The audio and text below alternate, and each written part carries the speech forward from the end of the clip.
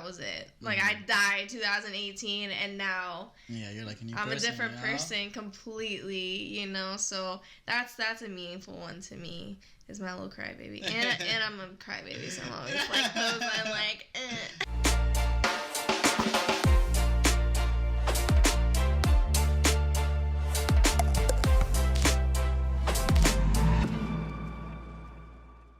What's up, guys? Welcome back to the Baller Podcast. This is the third episode. I'm here with Melissa. Or should I say, my name's not Melissa? My name's not Melissa. Why did you do that? Like, why is that there? Okay, so I was in college, and my major was elementary education, and so I had an Instagram. And it was private, and someone in my program like sent in, they like screenshot or whatever and sent in this picture, and it was just me at the river back home, and I had on a swimsuit and I had a solo cup, and they were like, that's unprofessional, and my page was private, and they were like, that's unprofessional, like, you're not like suitable to be a teacher, blah blah blah. And so I was like, oh my god, like, I want to be a teacher, I'll delete it. So I just deleted the page, and like the girls in my class were all like heartbroken because they were like, oh my god, you were almost at 10K. Like, they were all so upset, you know, like all the like raver girls were like, no. So then I was just like, fuck it, like, I want to be, can I cuss on here? Is that bad? Yeah, you're good, yeah. So I just deleted it, and then I was like, but I really, like, I always had this dream that I wanted to be a model. I wanted to go to LA, and I wanted to be this model. So I was like, I'll just make a page, and it'll be just, like, modeling, and it'll just be public, and just that, and professional, and whatever. So I made it, and I put it under My Name's Not Melissa, because I was like, it's my middle name, so I was like, they're not gonna find it, you know? And so that was dumb. And then I ended up, like, dating this guy, and he posted a video of us at Beyond Wonderland, and I was, like, in my, like, raver outfit, and woo! And then they saw that, and they were like, yeah, no. Yeah, no. So I was like, okay. So I got my degree, and so I could, like, be a teacher, but I don't know. Nah. So, yeah, so then My Name's Not Melissa just stuck, and it's kind of fun, because it's like, is it? Like, is it Melissa? Yeah, like, what's the story? You know? I don't even know, and I don't even know what's her real name, you know? It's kind of like, for me, you know how, like, strippers, you know, like, they have, like, their stripper name and stuff, and so for me, it's kind of like that, you know? It's like, it's kind of me, but kind of not, you know? Just, I don't know. It's your alter ego. There yeah, exactly.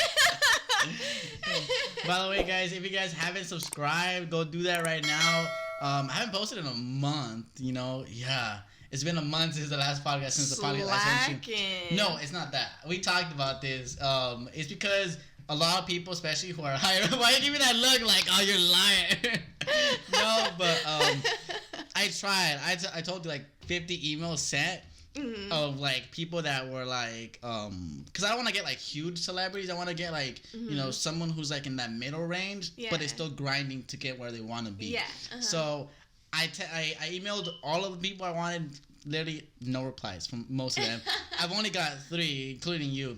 So I was like, okay, you know, like, it took me a month to get, like, someone, and like, it was just the toughest part, because if you guys remember from the last podcast, the guy I had here was like, oh, the most important thing is to, like, you know, be consistent. And I was like, oh, man, I just knew it. But I'm glad I got you here. I know the ride here was pretty, you know, pretty bad. It's LA. You gotta work for it. Yeah, I can't do that. That's why I don't drive, you know? You gotta earn going where you're going. Yeah. I'm surprised you didn't bring your dog. I know, well, I thought about it, but then it's like, then I'm dog mom. That's what I turn into the whole time. So it's like, Flaquita, what are you doing? You know, and she's gonna, like, find, you know, whatever. Everything. She's gonna find any crumbs or, like, you know, whatever. Whatever you got on the floor, it could be, like, pristine, and she's gonna find something. I don't know. She's, yeah. So, if you guys don't know who this is, Melissa, she's a model. Is this, like, a specific, like, title to your type of modeling? Because I know people do, like, freelance. I freelance, yeah. So I freelance and kind of, like, alternative, because I got, like, I'm tattooed and I got the hair and I do makeup and stuff, so it's alternative. So were you like raised here, or where were you born at, or like where did you like grow up? So I'm from Washington State, and everybody's like, "Oh, Seattle, does it rain all the time?" But I'm not from, like up there. I'm down in the other corner, and it's by like Oregon and all that. So it's like farmland. So I come from like big trucks, and people's parents own farms, and everybody became like agriculture majors so they can farm. And LA's like, what the hell? And so then I was like, I want to come to LA. And so I had like colored hair back home and started to get some tattoos, and then I moved out here, and now I'm... Yeah, you're like, what was that? No, just totally different. But yeah, I want to talk about like, what age did you end up moving here? I graduated college, so I was... so it was like... I think I was 21, 22 maybe, something like that. I think 22. Damn. Something like that. Yeah. So you literally had, your whole life was there. Yeah, I grew up there and everything, and it was after college. My parents really wanted me to get to a piece of paper or whatever, because that's what like you're supposed to do. That's what they thought, Yeah. So I was first generation, went to college, and then when I got done, it was like I dropped a bomb on him. I was like, so I want to move to LA, and I've been dating this guy, and you didn't know it, and I want to move in like 2 weeks. So I just dropped this bomb. It was like, I want to go to LA, and I'm going to do it. Like, what the hell is she talking about? They were shocked for sure, but it was like, all right, like you're an adult and you want to do what you're going to do. And then it was like, what do we got to do to get you out of here? Oh, damn. Like, all right, now we got to like, what do you need, Yeah. So packed up my car and moved down. Damn. So you talked to a guy from here, or? Yeah. So I met a guy through festivals, and we started dating, and then it was like, all right, like I'll just move to LA and just do it. Damn. Yeah. Crazy. That's like the risk versus reward factor is insane. And especially it's like, is it gonna work out, and if it doesn't, what do? You don't have anybody. So I ran into that. It was like, well, I just, where do I go now? How long did you talk to this guy? So we dated probably like a year and a half, 2 years, something like that. Oh, okay. And so then we just kind of became like friends, and so then it just became like a shit show essentially. And then I finally got my own place, and then now I'm in like my second apartment that was like just me. So I feel kind of proud that like I'm like now on my feet, and I have like my own apartment. You're an independent woman. There you go. Yeah. I like feel like I'm doing it now. That's awesome though. That's awesome. So I was wondering, like, did you have any idea of like modeling in like high school, or like even starting into college? So when I was in high school, this girl moved into my town, and she was like so pretty, and her mom she was a photographer. And so the way that it started was I was going to do this shoot with my sister. It was going to just be this, it was like my dad's birthday or something. And so we were just, her mom would just be like, oh, do you guys want to go shoot, and take pictures? And it was just fun. So that was my first time, and my sister was supposed to go with me, and it was supposed to be together. And then my sister was like an asshole that day. And so then it was just me. And so I was like, I guess she doesn't want to go. And so, I felt bad because I didn't want to bail, but then also it's just me. So she was like, it's fine, like, let's just go shoot. So we took this antique chair out in the woods and just shot, and it was just so much fun. And the moment that I realized that I loved it was when, like, photographers, when you're, like, shooting and stuff, and then they have this moment where they're like, oh, yeah, like, that's it, and they just light up, and then they'll stop and be like, oh, my gosh, like, look at this, like this is it, and they're just so excited and, like, wow, like, we got this.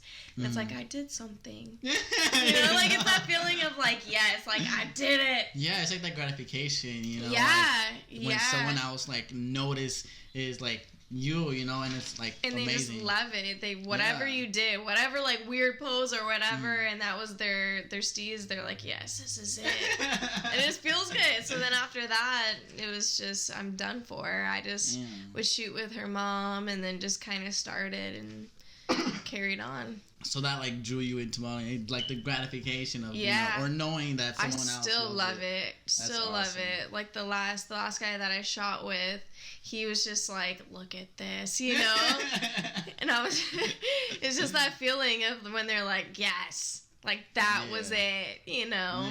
That's the best feeling. That's crazy because like I've done it once. I've modeled once, but it was like high school. And I get that like that feeling when someone's like, okay, this is the one. Yeah. So when you like were into modeling, you weren't into like, was that like a side hobby while you were doing your college? Yeah. So I would just, if something came up, somebody back home started a brand or, they're getting into photography and they want to model, then they would just ask me and stuff. And so I just kind of played along and whatever, and then I really thought that I was like a model, like I really thought I was doing it until I came to LA.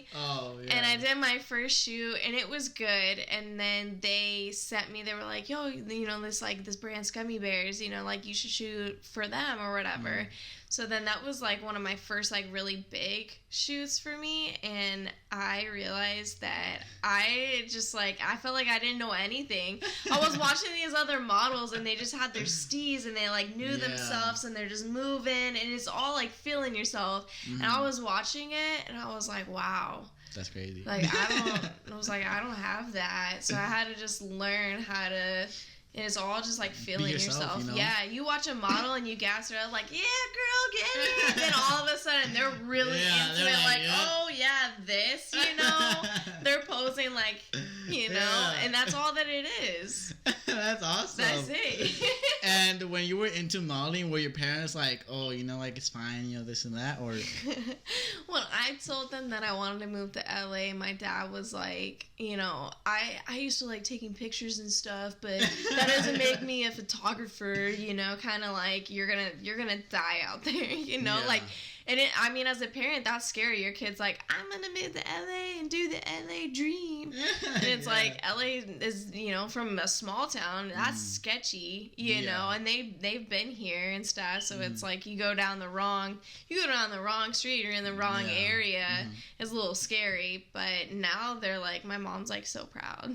That's awesome because there's most parents don't think like modeling is a job, they don't believe like, oh, you're gonna get money off of this. There's like, oh, you're just gonna take pictures, like you're gonna get money from that, like really? How are you gonna survive? Exactly. And here it's like a whole different environment, like everyone's there's drugs, there's like alcohol, there's all these like extravagant places, and it's like crazy to like a girl, especially for a girl, to be here alone, not knowing anybody except like your ex. It would that would have been like hella scary. Yeah, you have to make your own community, and I feel like I'm just now.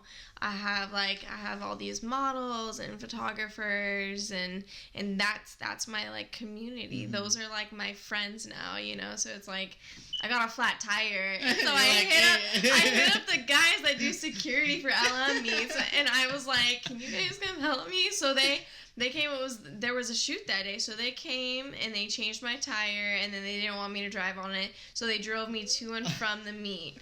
Cause I don't got dad here, like who do you call? I don't got the AAA or whatever, so it's like I didn't know how to do it. Come to find out, it's pretty easy, but you gotta find your friends, That's awesome. How you could just like call like someone from like the same industry. Yeah, it's crazy. And is that like your only job right now, or like, or do you have like extra? So you're a full-time model. Yeah, I'm freelancing. That's crazy. It's cool because like you have these moments where it's like, it's like I'm doing all these jobs and it's great, and then you have to have that hard time where like you don't have any jobs, like nothing's on your plate, and so you're like kind of stressed and scrambling a little bit, and you gotta search for it.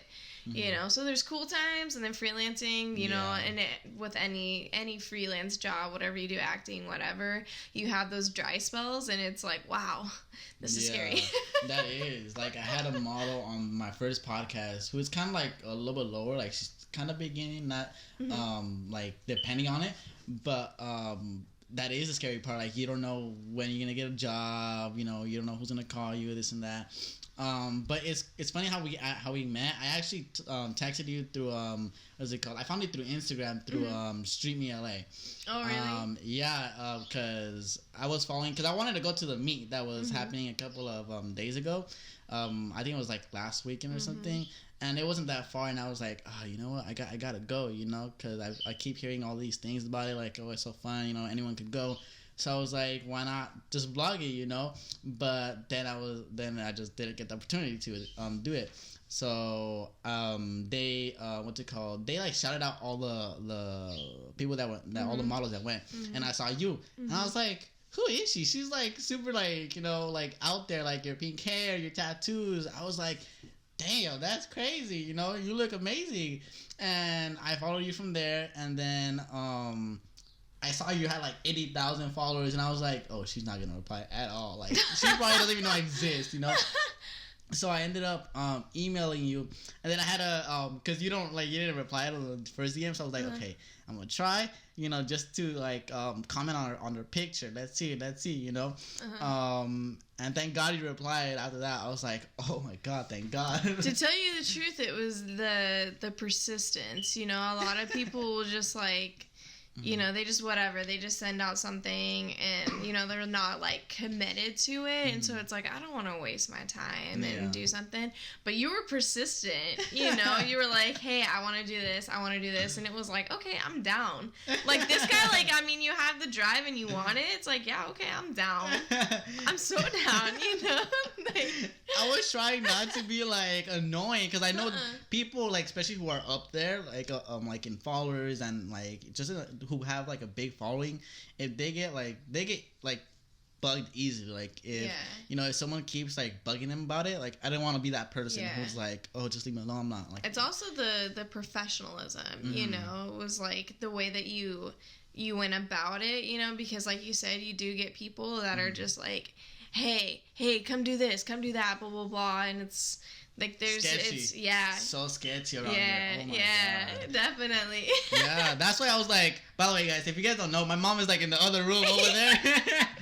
So I was like, because I didn't want to be sketchy. Like, imagine like texting someone or emailing someone, hey, can you come to my place to, like, you know, do a podcast? Like, who's stranger, gonna exactly? And she didn't even know me, so imagine like me just saying like, oh, it's just gonna be me and you. Like, no.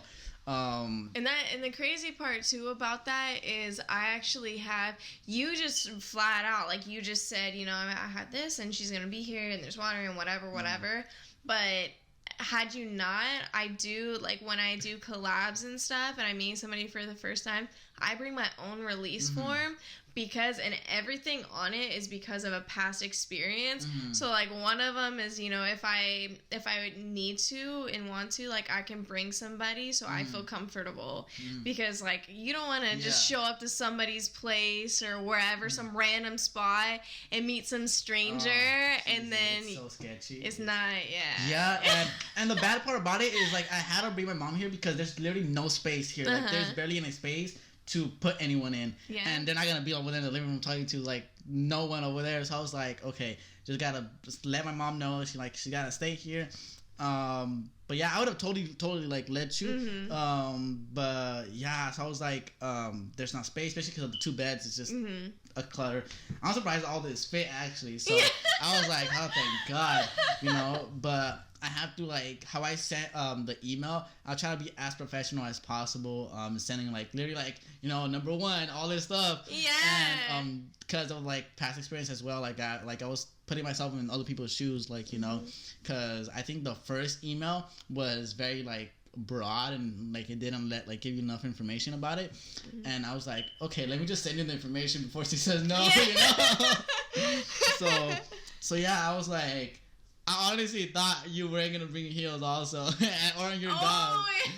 Which, you know, if you guys don't know, she's taller than me, by the way. She's like, how tall are you? 5'5"? Yeah, like 5'5", 5'6". And in pictures, she looks like she's like 5'8". Like, honestly, you look tall as heck. And then I was like, hey, you know I'm 5'2", right? And I forgot, so I got on my boots. Yeah. No, yeah, she looks great. Like, honestly, she looks very professional. I liked it. Honestly, I was surprised. It was funny because I know you're a model and you do like kind of risky photo shoots. So I was like, my mom is kind of like very how do you call it, old school. Yeah. So I was like, Mom, if she wears something that like, you know, it's like too revealing or this or that, I was like, please don't say anything, please, you know, just relax, you know, because that does happen, you know. It's like different places, and I was like, you know, like, just relax, okay, Mom. But thank God, I was like, oh, thank God, you were like, you know, and you still look amazing, which, you know, it's great. So we were talking about the self-confidence that it takes in modeling. How long did that take you to, you know, like fully develop, because you came here like not knowing how that affects? I think that, you know, like I thought when I moved out here, I thought that I knew what I was doing, and then when I went to that shoot, it was like, wow, I guess I don't. But then I would go to like meets, and I started meeting photographers, and they really, I mean, they liked my style. So then that gives you this confidence of like, okay, you know, I'm being myself and I'm doing this like weird stuff, whatever I'm into, and people like that.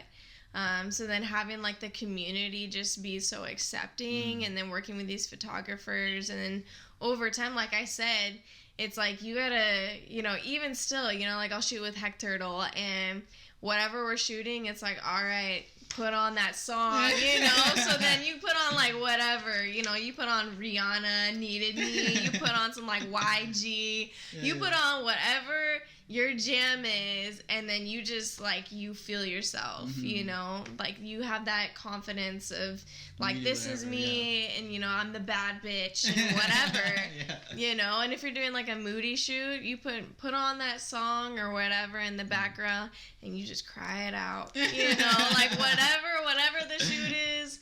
My advice is you gotta have some music in the background, and you put on your jam. That's awesome. So you caught it up pretty quickly, though, because of like so it was basically the environment, I guess you could say. You know, with the good stuff that come in the environment, there's also like really bad stuff. For example, if you guys don't follow her already, please follow her. I'll leave the link for her Instagram down in the description box below. If you guys don't follow her, on her story, there was like a little how can I say this? Do you want me to just say yes, go ahead. I feel like you can explain it better. Yeah. So, I went to the street meet, and then it came about that there was this guy that made some girls uncomfortable and whatever, and it wasn't handled in the best way. You know, girls weren't really told about it, and, you know, messages were being left on read about it. You know, girls that were reaching out and saying, hey, this guy made me feel uncomfortable.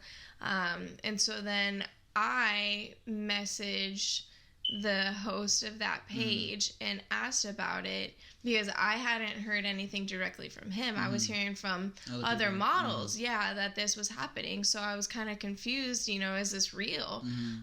So then I asked him, and he said that, you know, yes, this person was there, and this is who it is, and whatever. And so then I just asked, why didn't I hear anything? I feel like you should put it on your story. And I was just asking questions about it, and I was told that I was acting like a paying client, and that, if I don't like what he's offering for free, then he wishes me the best of luck finding it elsewhere. So I'm taking that as, if you don't like the environment and whatever, then just, whatever. And so I was thrown off that me bringing my concerns is making me like I'm high and mighty and entitled and expecting, these like high standards, when I'm just asking for safety and for concerns to be addressed and not left on read, and to not be lied to about that. Like this girl has, it shows that it's on scene, and there's no response, Yeah, I was very shocked when I saw it, because I obviously never think about that, people don't think about, like, the bad things about, a free event. You know, anybody could come, and it made me, how do you call it? Because I've been following it for like a couple months now, and I was like, okay, there's like a really good company, this and that, but that point when that happened, I was very disappointed. I feel like that's the word, disappointed at the way that he handled it. I'm not gonna say any names, but basically, I just saw on their story just like text, and I was like, okay, I'm guessing he's gonna talk about it later. Later, nothing. Yeah. And the person's talking about other things. Yeah. Like literally just speaking on the camera, and I was like, that's not professional at all. And that right there just made me, you know, unfollow them, and didn't make me, you know, trust them anymore, because if something like that happens, why can't you just say it? Like, people would appreciate it more if you were the one, since you're the one, you know, making all this, you know, don't be lazy and just give a sorry excuse through text instead of talking about it, you know? I think for me, you know, like the community is really kind of what made me, you know, there was TFTI, and that used to be like, that was like the OG, you know, that started everything. And then all these other meets, you know, started to kind of pop up. And with the free ones, you know, and I told him that, I said, you know, I understand that it's hard to monitor. It's free, you know, but in situations, you know, the safety should just be the priority for all the meets. It doesn't matter if it's, you know, you're going to the paid ones or whatever. The safety of models, it needs to come first, you know. Or of anybody, not just the models, like anybody who attends. You know, and so I just I feel like, you know, I have this following, and even for me, you know, to be silent is to be complicit. And so if I don't say something about that conversation that I had and what I had learned about, you know, how I feel about this person, and just put out, you know, and you know, you can't say anything, you know, about that person that isn't truthful, because you can get in trouble for that. So I just put out, you know, what happened, and to, you know, protect the models, that I want their safety to be first, and that these are the places that I support and would vouch for, and that if models ever have any questions, to message me. I'll let you know who's safe, in my opinion, who I vouch for, meets that I vouch for. And then also, you know, if you are wanting to go to a meet and I'm able to go, let's go together. You know, I'll meet you there. And, you know, so that way there's, you know, you can be comfortable. You know, I'm doing it tomorrow. I'm bringing a friend, and it's her first one, and, you know, a little nervous and stuff. And it's all like that. You don't know what to expect, and kind of nervous and whatever. So I'll bring you, you know, we'll shoot together. I'll introduce you to everyone and the models, and bring you into this community. You know, I want it to be safe and have these opportunities, and it should be about the art. You know, that is the main goal, is to come together. We're gonna make art, and that's what it should be about. And it should be safe. Yeah, I feel like there has to be more people who are able to, you know, first, you know, be safe about it, but also, for example, people like you who are able to, you know, help people who are trying to get, you know, to a certain place in their life. And, you know, that's very important, because, like, how are people going to learn, you know, by themselves? It's tough, you know, it's tough, but, you know, it doesn't hurt to help, you know, a little bit. And I thank you for helping me, you know, because all of like these podcasts is like to grow and to help people with certain things that they, you know, might have questions about. And especially with modeling, because recently, from my experience, like I also have what's it called, upcoming modeling just once, and it's kind of like sketchy, because it's just him and me, and then a couple of other people, but I don't know them, and it's all the way in like Hollywood, and like West Hollywood area, and that's pretty far. And, you know, I'm not gonna say who, but a model, a friend of mine, or an ex-friend of mine, I guess, like that, but when we talk, she would be like, okay, yeah, I'm gonna bring you, you know, just so you can get to know everything, you know, because I also do like behind the scenes footage. So she was like, yeah, you know, let me bring you this and that, you know, I'll teach you, like I'll show you around all this stuff. And nothing. Like when I came up to it, it's like no. And I feel like that doesn't help anybody. Yeah. If I'm being honest. And I appreciate you for, you know, doing that for other people as well. I think that's very like awesome. People need, you know, kind of like a mentor type, you know, someone who's gonna introduce them to like the business. Because when you came, was it tough finding places? Yeah, I mean, you don't know anybody, you know, and so you have to you gotta look for it. And so that's what was so great about going to the meets was you network and you meet all these people and you start shooting and stuff like that. But what comes with that, and this is where the safety, you know, needs to be priority, is, you know, you don't know these people. So you don't know, you know, who is, you know, I would vouch for to shoot with. And then also just, you know, like simple rules to protect yourself, you know, like don't drive out to the middle of nowhere with this person that you don't know, you know, like ask to bring a friend and take a separate car, because you don't want to be stuck in a car with that person. I'll never drive somewhere with a person and I don't want to hang out after. For me, like it's a job, business. You know, we share this and whatever, and we share the art, but we're not on that level, and I don't want to put myself in that situation because I don't know what can happen. Yeah. You know, so I tried to, you know, go on my story and say that all the time, because you hear these models, and that's why I have my release form. You have these situations. Everybody, I feel like people need, you know, release forms nowadays. People are crazy around here, especially in LA. I've seen so many, like, you know, things about, especially photographers. Not saying like in general, but like there's always like that one photographer who's gonna try to test people, you know. You know, like for example, the last model of how, especially when it comes to taking pictures that are risky, you know, like semi-nude, this and that.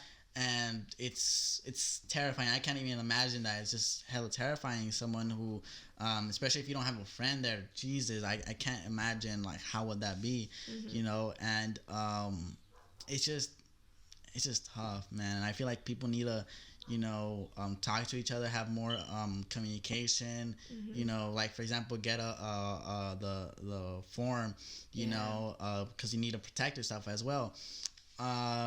So you want to talk about anything else like in that topic, like? I mean, just say that, you know, if anybody ever needs somebody to ask any questions about, I try my best to respond to messages. I'm going to do that today. I'm answering questions and stuff. So yeah, if anybody has any questions or needs advice or anything, always reach out to me. Always there. So let's go into like your the photography on your Instagram page. You have a ton of photos. Jesus, it was so tough. You know, guys, you know, you guys don't understand how tough it was to research about her. First of all, she doesn't have like a actual page on Google or anything. I can't find her like that. So Instagram it was. She has, how many photos do you have? I don't know. I don't even know. Hundreds. I don't know how to look at it. She has hundreds. I think like over 500. Yeah. Something like that. So, this is what I did. I'll be honest. I literally took maybe an hour of my day. Just a whole full-on hour looking at all the pictures, descriptions, everything. It was long, man. I was almost gonna fall asleep, not gonna lie. But it was. I'm not boring. No, it was too much. No, actually, I want to say something. I love your modeling. Honestly, you know, especially the what's it called? The I can't remember the type. It was like this certain company, Black. Black Rabbit. Yes. Love him. It's so. Love him. I love how meaningful your pictures are and how they have like a meaning behind them. Like there's obviously like the models who just try on like clothes and that, and just like we don't like really know meaning besides just the clothes. And I love how you try to put some meaning behind it, and it's just like the most amazing thing ever. Especially Thank you. I think if I could find it and put it up, it was the picture where you were in a casket or something like that, and full of cigarettes or bottles. The casket with the pill bottles. It was the most amazing picture I've seen. Honestly, it was one of them. You have like a ton, so it was hard to choose. But like honestly, the meaning behind them is just amazing. Like it's not obvious either. It's like you have to like. I feel like that's something personal, and like it's an amazing.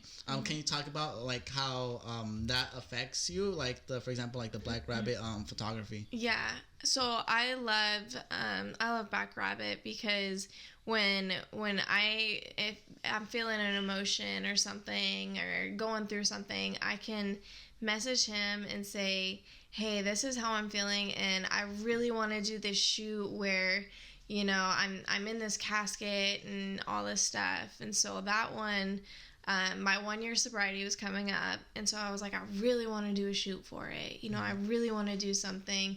So then we just kind of decided that I wanted it to be like from, you know, death to like rebirth, you know. And so, because that's how it was. And so, you know, we had these shots of me, you know, and I'm surrounded with, you know, I got these like pill bottles and empty alcohol bottles and, you know, like the fake cocaine and, you know, all this stuff. And then, you know, it's me, and I get so like emotional with it because it's so personal. And so sometimes like I'll cry. The majority, I didn't cry at that one because I was so happy, you know, because here I'm about to hit this 1 year. It's a big accomplishment, but most of the time I cry, and there's always like a picture and if it's a genuine, I put it on my story. I shared that almost like every single shoot, I'll cry. It's like you have to keep scrolling because there's like so many good pictures, and you have to scroll to the end to see like her emotions after, you know, the picture, which is like amazing. It shows, you know, your personality. It's my real emotion in it. It shows a lot of your personality in there. Like it's crazy because you could, when I saw your page and all your pictures, it's like this person is so like complex and so like tough to figure out. Like she's like a very, how do you call it? You're an interesting person. You are. Like you have so many tattoos. Like I'm guessing like you like, do they have like most of them have meaning, or is it or do all of them have meaning actually? So the first tattoo I got has meaning. It's like a little quote, and it's what my great grandma writes in all of her cards, and my mom came out with that tattoo, and so it says, "Love Grandma, I'm very proud of you." That's and nice. So I have that, and she was like 90 something, still alive. When she saw it, she tried to like wipe it off, thinking it was like Sharpie or something. And I was like, ouch, you know. So she was kind of mad for a second, then she, you know, got over it. So I got that. And then after that, it's just a shit show. I was like, I wanted to get blasted. Like, I always wanted a bunch of ink. And so then I got lucky meeting Hector, who does my, like, sleeves. And Wednesday we're going to do my back. So I'm like his, like, walking portfolio. I get to be this canvas. And I think that is so dope because, you know, like letting somebody, whether it's, you know, like my hair, like she just like run it, you know, when I get haircuts, just run it, whatever you want to do, you know, because when you let somebody do what they do, that's when you're going to get the best art. So like with this, you know, we talk about it, and it's like, you know, I really want to do something like this. He says, you know, I want to do some like geometric stuff, whatever. So then we'll sit there and go through all these shapes. Didn't know that there's so many shapes and there's different patterns and stuff. I had no idea. And then trying to like tell somebody, like, I think I like this kind of shape. It's like, what is that? This was like the most complicated thing ever. But literally like this like top piece right here, I showed up and he was like, what do you think of this? Yeah, throw it on, whatever. So do they have meaning to you though, besides? For me, the meaning of like these is just like I feel like I'm walking art, you know, like I'm this person's portfolio, the canvas. I get to like represent this person's art for the rest of my life, and I think that he's so amazing that it's so cool to, you know, just like I get to walk around and people, oh my gosh, I love that. You know, I love that. Like I have a headpiece and people are like, that's crazy. I love that. Whatever, you know, and we just did this, and the black work is insane. Like it's just, it's black. Like it's nuts. That's crazy. Case? You know? Yeah. Oh so when it comes all the way up and it's just all blacked out, and then we're going to, you know, kind of fill in these and all that. Jesus, my mom would have killed me. I would die. I would not be living anymore. No, but I'm actually planning on getting that too. You know, no, no, but no. After I move out, actually, because they would have kicked me out. So cut it off. No, no. They both don't like tattoos at all. Oh yeah. You know, most of them but don't. Yeah, they're Hispanic parents, man. Yeah. But I was like, you know, there's this quote that I've always wanted to get. It's pretty long, but I found a shortened version. Mm-hmm. And it says like, the world may be tilted towards the rich and powerful, but God in His mercy is tilted towards the underdog. Mm-hmm. And I've always felt like an underdog. Do you know like what it means? Yeah. Mm-hmm. And I've always felt that like I played basketball before, and no one believed that I could, you know, be in the team. Mm-hmm. Turns out I got in the team, you know. Yeah. And like with anything in life, I always feel like I'm, you know, I got nothing to lose. I got everything to gain, you know. And throughout my life, it's like the most important quote ever. So I'm like, you know what? I want to get this tattoo. But when I told him, like, you know, just get a plaque, you know, just put it up in the you know, I'm like, it's not the same though, you know. But they were like, oh yeah, we're gonna kick you out if you do that. So I was like, okay, you know, fine, you know. Wait it out. Yeah, I'm finishing college. My body's still gonna be there. Yeah, still gonna be there, you know. Yeah. But I am planning after I move out, because I feel like it'll be like a like, how do you call it? A way of honoring or remembering like where how I came from. Yeah. And yeah, I feel like I'm definitely gonna get a tattoo, but you know, with time. But it's crazy. Where do you think you're gonna stop? Like, you're gonna get a face tat or what? No, okay, so that's one thing. So my family is like supportive about it. My parents watch like Ink Master. They like love it. My mom has no tattoos. My dad has two. My grandma. So my grandparents on my mom's side, like they ride Harleys. Grandma's got tattoos and stuff. Jesus. You know, yeah. So I grew up with that.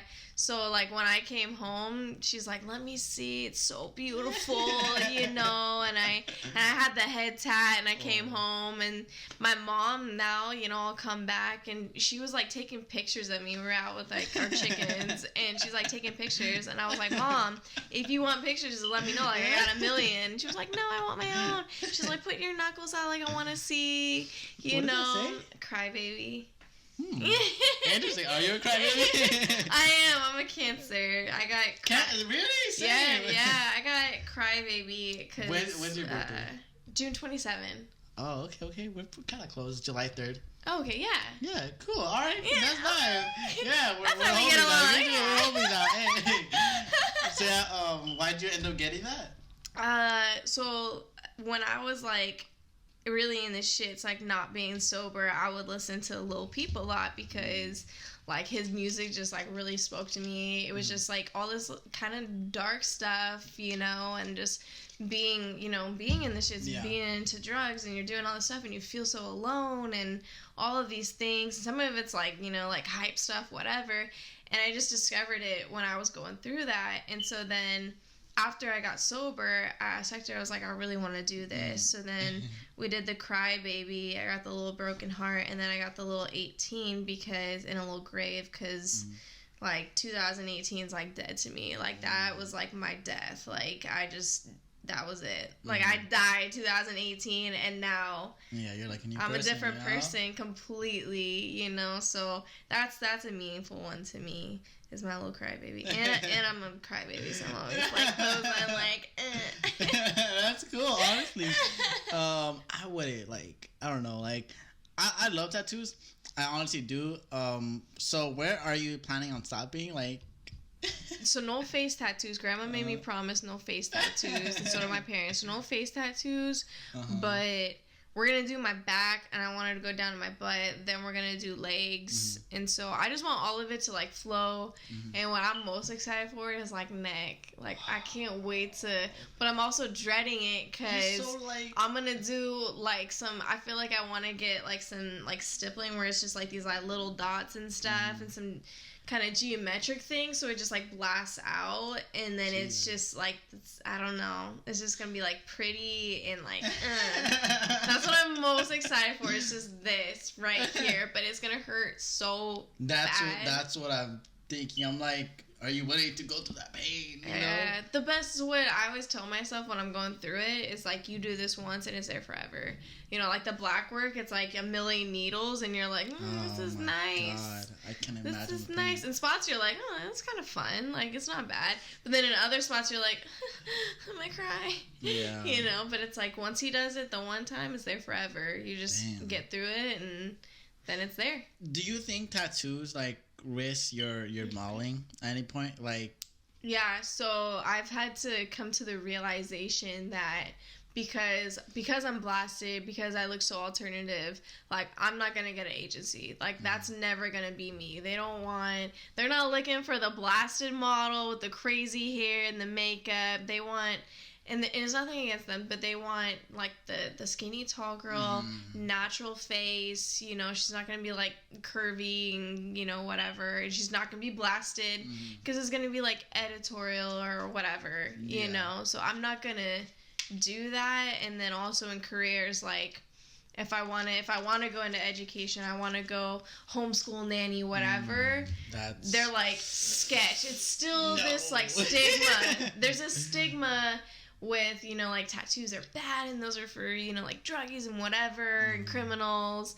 And, you know, my view of it is it's art. You know, that person, they're so expensive, you know, and it can be art, you know. And so for me to have your body covered is a sign of, you know, like, I can't think of the word for it, but you're, like, level, you know, like, you have money, you are successful, you know, like, your art, you know, so that's how I view it. But to most, especially, like, old school, you know, and to our parents' generation, and then you got the boomers, and the boomers, just light me on fire. Yeah.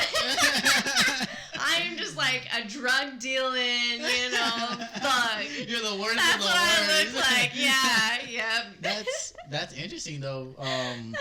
That's actually really funny, honestly, because you have water. You have water, by the way. If you can drink. Thank you. But I like, my parents are like, I don't even think, like, especially when it comes to, like, getting real job, you know, it's like, or my bad, not real job, but, like, just like a 9 like, to 5 office, whatever. It's like, and you're blasted, and you show up with, like, your knuckles and whatever. Yeah. You gotta cover it. I used to do that at my job that I got when I was out here. I worked at a like a cafe kind of place, and my manager, she had, you know, some tattoos, and she always wore long sleeve just to look professional. Yeah. You know, she had, like, a little one on her neck, you know, but I got my little Spidey friend. Oh, wow. My little friend. Yeah, but it's just, you know, it's just not accepted right now. So I'm hoping to break the stigma a little bit. I think so. I've had a couple big accomplishments. I shot for Lake Avenue, and I was their first tattooed model, very old school, and you don't see that on a package. You go to buy some of their products, you go online to shop a costume or a bodysuit or whatever, and I'm on there.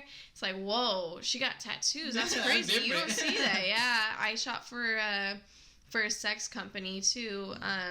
They had these underwear strap-ons that they just came out, and again, first tattooed model. They'd been around forever, and then you go in a store and you see, like, oh wow, like, look at that, like, that's crazy. I feel like people are really trying to diversify in the type of people that they they post.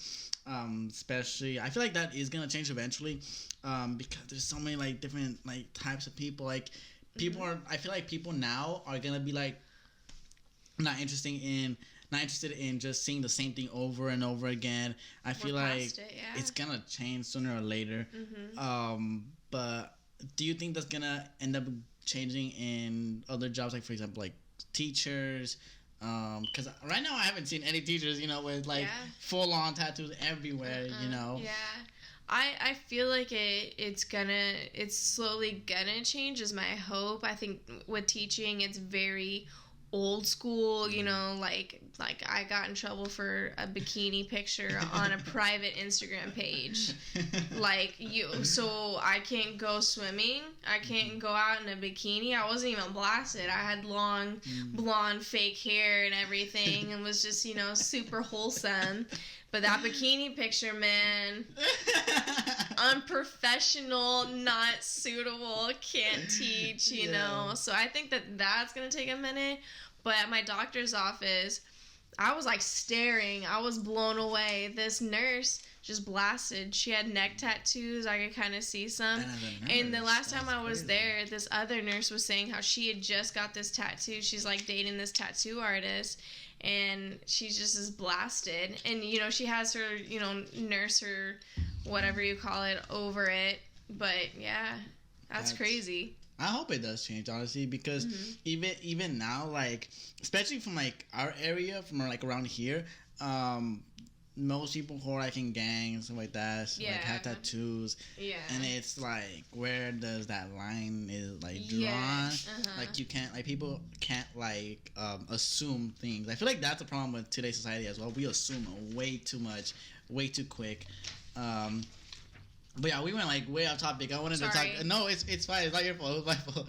I wanted to talk about, you know, some of the pictures that you post on your Instagram. I literally read most of the descriptions on all your pictures. So imagine that, like, yeah. Oh jeez. Yeah. So there was a time in your life, like how you explained, where you went through a lot. Yeah. You know, if you don't want to talk about it, you don't have to. But talk about whatever you're comfortable talking about. Yeah. There was this picture where you talked about anxiety, PTSD, depression, and for example, relationships. If you want to talk a little bit about that, yeah, we can get into it. Yeah.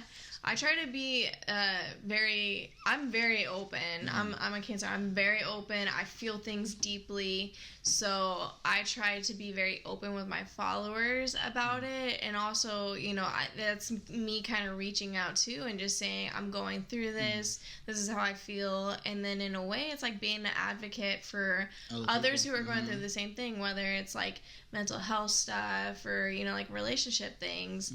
Like I've always just kind of been drawn to abusive relationships. It's just I've been working on it, so I don't do it anymore, you know. But yeah, I just always been stuck in it. And so then I dated this person, and it like spiraled so fast, and everything happened so fast. And then when it finally just blew up, and you know, he did something, and it was like so traumatic that I just couldn't get past it, you know. And it just messed with me. And then all the things that he did to me, when you finally leave an abusive relationship, on average it takes you 7 times to try to leave. And damn. I haven't thought about and counted how many times, but I would say it's close to that. I had a lot of moments where it's like, I'm moving out, you know, like I flew, we went to Seattle, and, you know, like throwing things at me and yelling and whatever. And I was like, I'm not doing this, you know, like you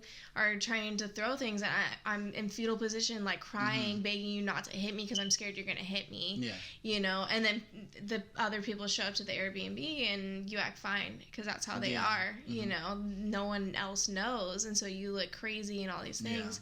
I tried to leave so many times, and when I finally did, it was still so hard because I just couldn't understand why.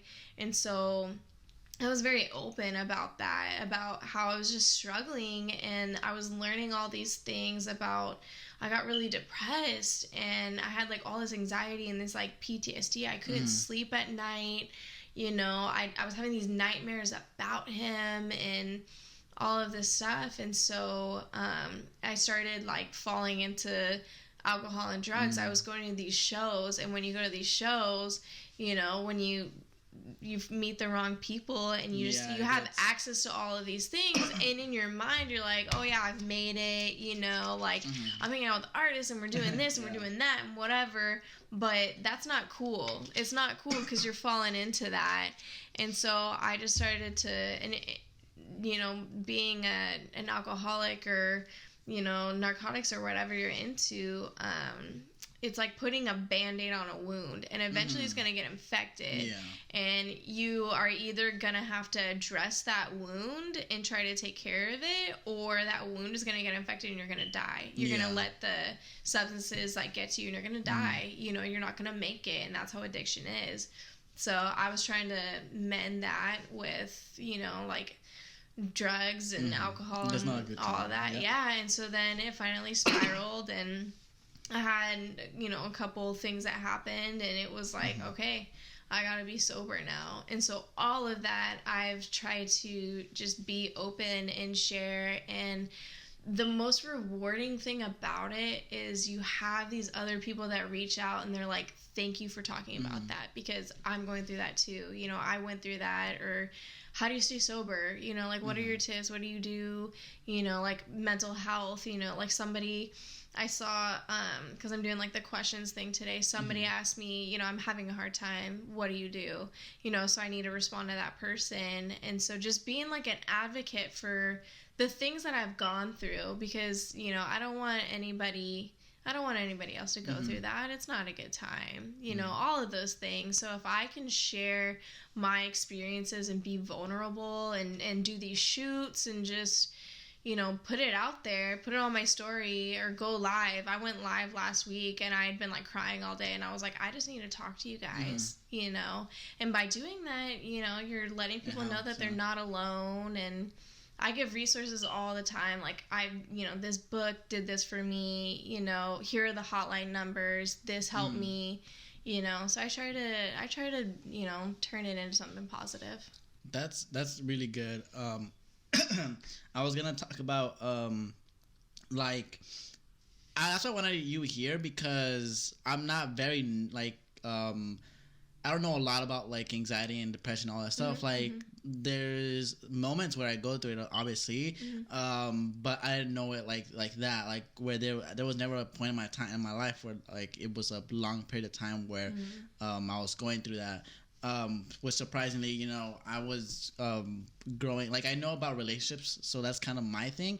I know about it because I lived it, seen it, and like I'm surprised I didn't end up like going through all that stuff, because it's hard, to not go through alcohol, through drugs, But I feel like for me, I was lucky enough to have my mom. My mom was like, she's like my rock, She was like my backbone. She was like, you won't live here if if you do that, and there's no solution. She was like my motivation.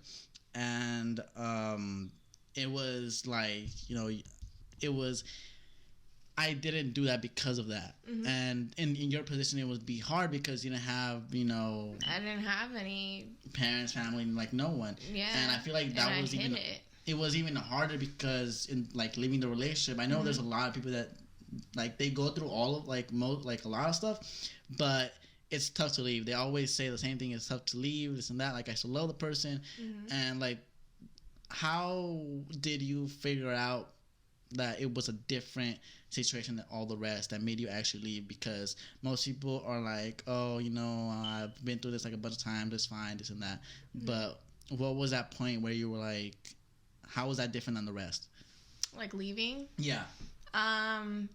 I've noticed that in relationships that it hits a point where they do something really extreme. They do something crazy, and it's like, what am I doing? Like, what? Like, no, like it just clicks and you're like, this is abuse. Like, this is it, There's a lot of, my kind of point of view with it is like, love is blind. I feel like love is really blind.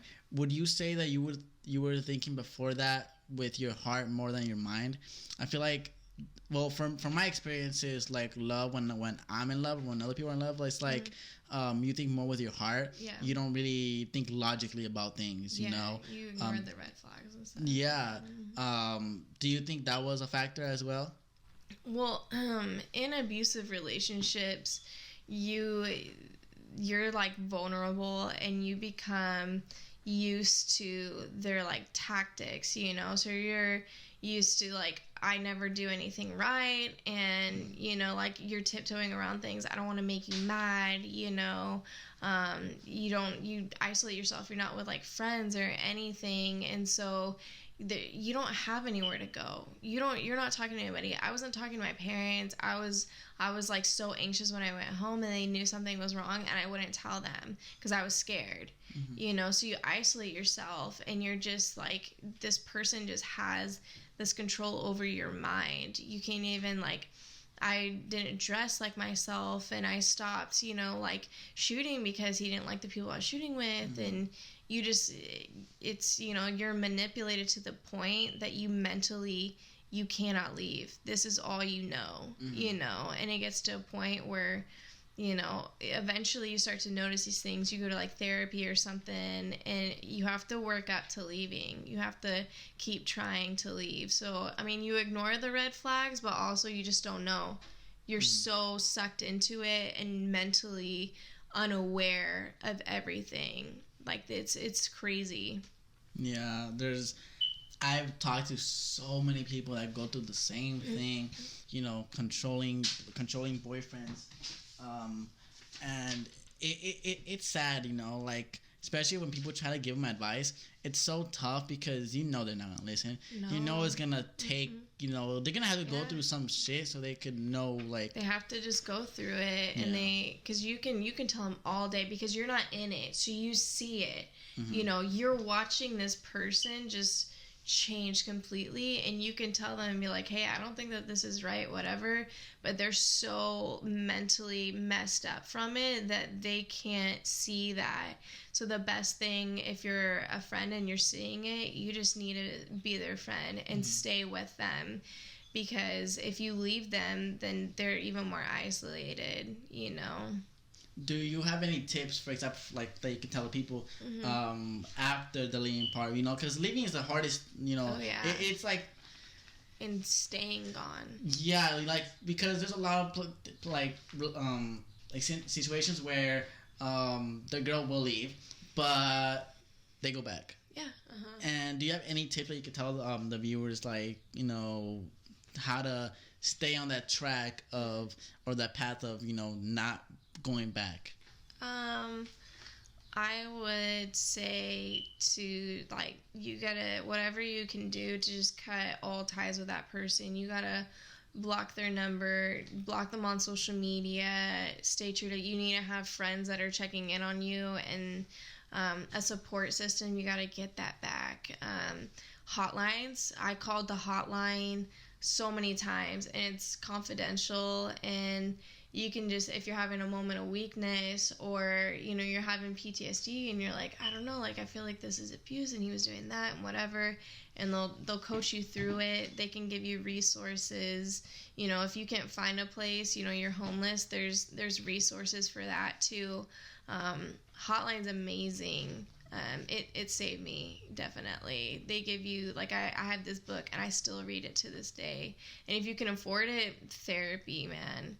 Therapy was another thing that just saved me, because you work through it, and yeah. Send me the hotline so I could put them. I'm gonna put the hotlines in the description box below. So if anyone wants to call that those numbers, I will have them down below. So now, does it ever hit you back, like the PTSD? Did that?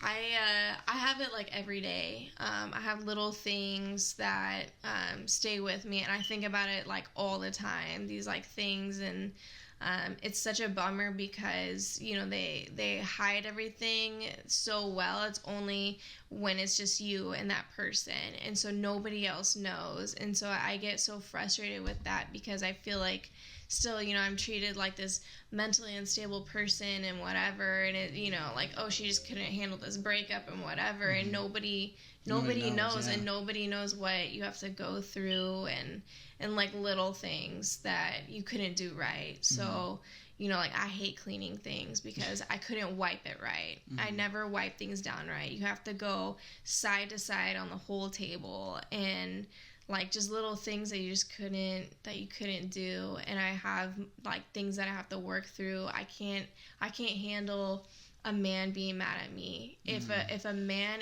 like, if you yell at your TV for football or something, you're in traffic and you yell, I shut down and I cry. I just, like, I can't do it. I cannot handle that. Like, that's one of the hardest things. And I've talked to other girls who have been in abusive relationships, and that's the other thing too. It's just like, I can't do it. I crumble. I feel like guys nowadays have to, or how can I put this? Guys have to have manners I feel like they gotta, because it starts from like childhood, you know. It starts from childhood. How they're raised, and what they see. I feel like there's more and more. Like, well, there's less guys that know how to, you know, treat a woman right. You know, I was lucky enough to like be I'm a mama's boy, you know, so I was lucky. Like, my dad is the complete opposite. He's like how can I say? He's like he's very old school. He believes, you know, the woman should be doing work while he goes out of work. And it hit me. I feel like, I don't know if I talked about this already, but there was back then, it would be me and my dad. You know, we would go to deposit money on a card, and the conversations that we would have. I remember that the time I found out where, you know, I couldn't, you know, really take any advice from him was the day that he was like, oh, you're too much like your mother, this and that, and he's like, oh, one day you'll find you gotta find a girl who's gonna, you know, do the work here, and I was like, yeah, no, that's not gonna happen. No. Not down. Yeah, and I could tell he was very upset about that. Yeah. And I'm like, you know, we're now in the 1900s, you know, back in that time, you know, it's definitely equality, all this stuff, and you know, it's. I feel like more guys have to understand, you know, be understanding of the other person. Try to put themselves in their shoes. You know, people think so one-sided and they don't even think before they do. You know, which is even worse. You know, I try my best. I kid you not, I try my best to think about the other person before me. And that's all thanks to my mom. You know, she taught me how to, you know, open a door for a girl and never touch it with. How was that saying? Don't touch it with like a rose petal. You know, like treat it like a rose, and that just through time she instilled that in me. And I feel like more guys have to, you know. Like, even if you look it up online, you know, it don't matter. It won't be weird, you know. Just look it up online, you know. If your parents aren't teaching you, I feel like you gotta learn it, you know, either way. You don't want to be in that situation where, you know, because it does get scary at times, you know, because guys, I can't imagine what guys think about, like, when they go through that, when they have to do, when they do something they're not supposed to, you know, and it's just very, you know, sad they don't, you know either. You know, they're never taught that, or even if they do, they don't learn it, you know. But it's really tough, honestly. Like, I'm trying to, you know, like, I learned from my mom, so I'm happy, you know. I'm good about that. But it's scary, man. Guys don't know, and then girls also have to learn, like, how to pick. You have to learn the signs. That's really hard. It's hard to get out of it. Because at first, you know, guys all do this the same way. They're like the perfect man in the beginning. Oh, yeah. And then just wait like a couple months later, it's going to be like, he'll feel too comfortable, you know? Yeah. And that's where it gets dangerous. That's when you find out who he really is, you know? Because in the beginning, like, the guy's just trying to impress you at that point. Yeah. He's just trying to chase honeymoon phase. It's great. Yeah, it's like, he's so amazing. Yeah. And then later it's like, oh, I didn't sign up for that, you know? Yeah, I don't know what's happening. Yeah. So I feel like people have to be more transparent, and communication. I feel like that's the key. Oh yeah. And everything, friendships, like romance, everything. Oh, sorry. But yeah, I feel like communication. People don't have communication, and it's like it's not that hard, you know. Just communicate your feelings to each other. You know, I feel like once you're able to communicate with each other, you're able to grow. Yeah. That's the best. You know, and understand what the other person is feeling. You know, but it's also tough because, you know, school also teaches us not to be like that. You know, they don't teach us how to, like, do certain things, how to act. It's just very our society right now is not, you know, built for that right now, which is horrible. I feel like the society gotta change on that, especially if you guys have to, you know, because right now you don't hear about. And the other way around as well, you know, girls are like that too. There's girls who are abusive as well. And it goes both ways. And I feel like, you know, it's not talked about enough of the guy going through the rough patch. Oh, you know? Yeah. You hardly hear that. Because, I mean, and it goes with any person. It's embarrassing. You're embarrassed because, you know, you went through this, and then, you know, and they make you feel so crazy. And so then to talk about it or to share it with anybody, it feels embarrassing. and for guys, like, I feel like for guys it's a little bit tougher to actually, definitely, get out of that, because you're raised on the mentality of being a man, macho. You can't talk about your feelings. You're not supposed to do this. And I feel like that's where it starts off. You're not able to express your feelings, so you just do whatever you want. Yeah. And I feel like guys have to learn how to, express themselves. Don't be like, because I know people consider that like like the feminine side, which I don't consider that at all. I feel like that's being just comfortable with with yourself. And I feel like you're not gonna be seen like a girl if you're not gonna be seen as weak. And I feel like that's just a mental thing about what you think other people are gonna say.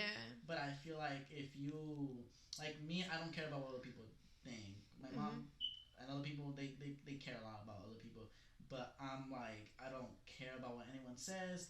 And I posted, and it goes with like most things in life. I feel like people are too judgmental, or think people are too judgmental. Like, for example, I'm gonna go off like a little tangent. I know I'm gonna go off in a tangent. But for example, like I'll put myself as an example. It's tough. For example, if I date someone taller than me, or if I tell someone I love them or something like that, because I'm gonna look a certain type of way. But I don't ever care about it. I feel like whenever I date someone taller, which is crazy, they're usually the ones that care. Because the girl's always supposed to be shorter, this and that, and it's like you're too focused on the stigmas, and I feel like you gotta just forget about that. You're your own person. You're not gonna be you shouldn't be affected by what other people say. I have to look at that camera, because that just died. I told you it was gonna die. I told you it was gonna die. I just noticed. Hopefully this camera got it, but I'm talking to you guys now. But I feel like people gotta forget about what other people are saying, man. Like, they're not in your situation. They're not you. You gotta do whatever it takes to be the best person you can be, both in relationships and out of relationships. So let me see if I got anything else. Oh yeah. So when you started your Instagram, did you make it a point to tell stories through your posts? Originally, no. Originally, I was like, I'm gonna be an influencer, and I'm just gonna like post stuff, And it started off like that, and then me being me, I just started to, whatever I was going through, whatever I was feeling, like I would just share that. And so then through that, now my dramatic ass shares everything. So if I feel a certain way, you're gonna know about it. That's great. Like, I mean, I would be like, I would share stuff out too, but I also learned, there's have to be like a little part of you where like you can't show everything to them. For example, how can I say this? What? Skip that. I'm not gonna talk about that. But just don't show yourself like 100%. You always have to have some personal like stuff to yourself. But let me see. Word scheming. Your word scheming is amazing, by the way. Like how you use words to, for example, there's poems as well on there. The way you tell your story, it's amazing. The way you use words. Thank you. It's awesome, by the way. I think I only have two more things to talk about, like raves. Oh God! All right. What's your thing with raves, man? I've never been on one, by the way. Never been. Wow. Yeah, I mean, I would want to go, but it's like, especially nowadays, it's so tough because there's been so many, like, how do you call it, accidents and incidents where like shootings. So like. It's scary to even go to a place where it's flooded with people. With a lot of people, I understand that. And like, I can't even imagine like parents. Parents would be like terrified of that. Oh yeah. But you're daring of going. So tell me, what's the thing with the race? I went to this like in college. This girl was like, oh, there's this like, it's like a neon rave or something, whatever. So we drove an hour to this club because I went to college in like nowhere land, and so we drove an hour to get to Spokane and went to this like little rave, and it was so much fun. And so then I went to Lucky in Seattle, and that was really fun. But then my first festival that I went to was Paradiso, and I just put that on my story, and it was my 21st birthday, and the whole time I was extra, so it was like Friday, so you know, like at midnight on like Friday or whatever, Saturday is when I turned 21, so the festival was Friday and Saturday, so the whole weekend I just wore like I had different like 21 crowns and stuff, and the whole time, and I was drunk the whole time, of course. And so then the whole time I was like, it's my birthday. And so me and my friends, that's like an ongoing joke always, it's my 21st birthday. And people will be like, really?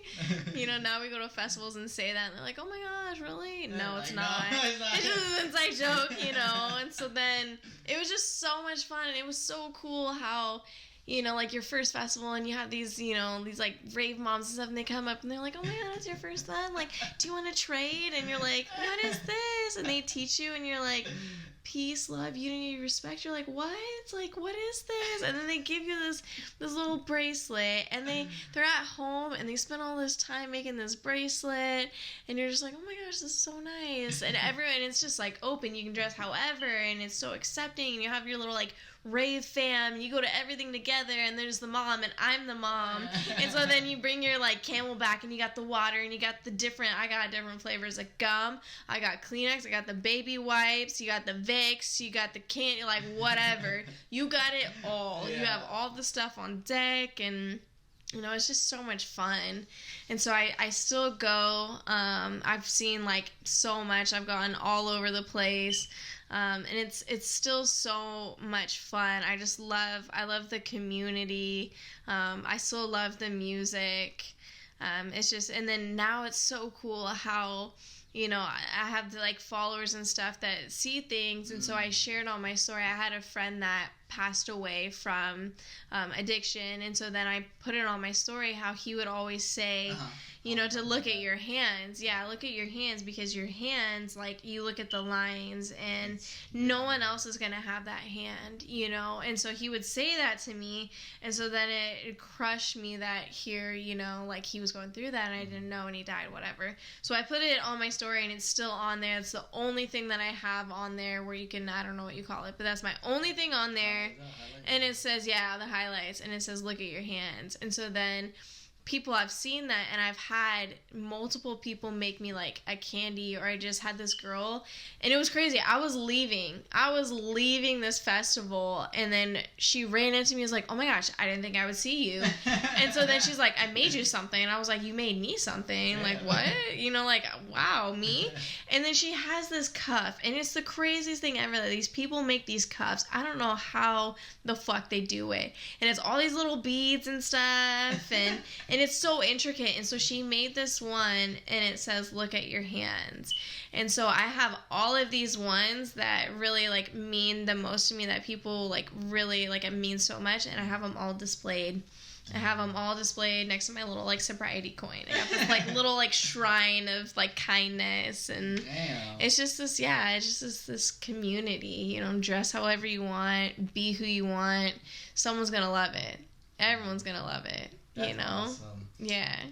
Well, I think that's a good place to stop. I feel like that's great. On a happy note. On a happy note. I was like, I made it a point, you know? But I feel like we have so much like more to talk about. Like, so much. You have to come by again. I know. Round 2. Yes. You'll be the first one to come twice. Y'all gotta ask some questions, and we'll just do it again. Yeah. Well, thank you for coming.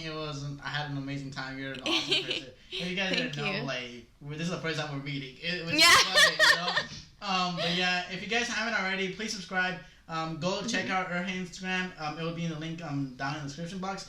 Do you have like a Twitter you want me to shout out to? I mean, you can follow my Twitter. It's just it's like a little ratchet. Twitter is a different land. So if you want a little you want the extra side of me, you can follow it. It's the same thing. It's like my name's not Melissa. Okay, I'll put that down in the description box below. If you guys like the video, please give it a like, share it, and yeah, guys. Until next time, peace.